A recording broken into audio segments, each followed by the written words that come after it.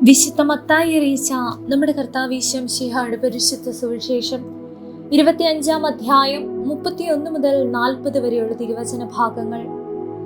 മനുഷ്യപുത്രൻ എല്ലാ ദൂതന്മാരോടും കൂടി മഹത്വത്തിൽ എഴുന്നള്ളുമ്പോൾ അവൻ തന്റെ മഹിമയുടെ സിംഹാസനത്തിൽ ഉപവിഷ്ടനാകും. അവന്റെ മുൻപിൽ എല്ലാ ജനതകളും ഒരുമിച്ച് കൂട്ടപ്പെടും. ഇടയൻ ചെമ്മരിയാടുകളെ കോലാടുകളിൽ നിന്ന് വേർതിരിക്കുന്നത് പോലെ അവൻ അവരെ തമ്മിൽ വേർതിരിക്കും. അവൻ ചെമ്മരിയാടുകളെ തന്റെ വലതുവശത്തും കോലാടുകളെ ഇടതുവശത്തും നിർത്തും.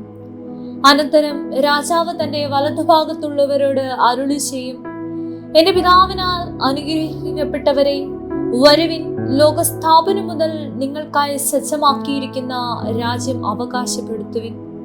എന്തെന്നാൽ എനിക്ക് വിശന്നു, നിങ്ങൾ ഭക്ഷിക്കാൻ തന്നു; എനിക്ക് ദാഹിച്ചു, നിങ്ങൾ കുടിക്കാൻ തന്നു.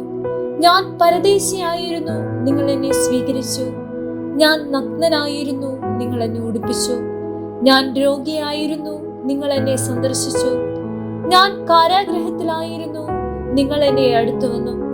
അപ്പോൾ നീതിമാന്മാർ ഇങ്ങനെ മറുപടി പറയും, കർത്താവേ, നിന്നെ വിശക്കുന്നവനായി കണ്ട് ഞങ്ങൾ ആഹാരം നൽകിയതും ദാഹിക്കുന്നവനായി കണ്ട് കുടിക്കാൻ നൽകിയതും എപ്പോൾ?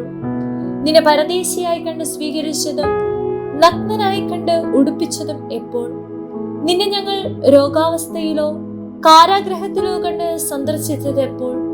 രാജാവ് മറുപടി പറയും, സത്യമായി ഞാൻ നിങ്ങളോട് പറയുന്നു, എന്റെ ഏറ്റവും എളിയ ഈ സഹോദരന്മാരിൽ ഒരുവന് നിങ്ങൾ ഇത് ചെയ്തു കൊടുത്തപ്പോൾ എനിക്ക് തന്നെയാണ് ചെയ്തു തന്നത്.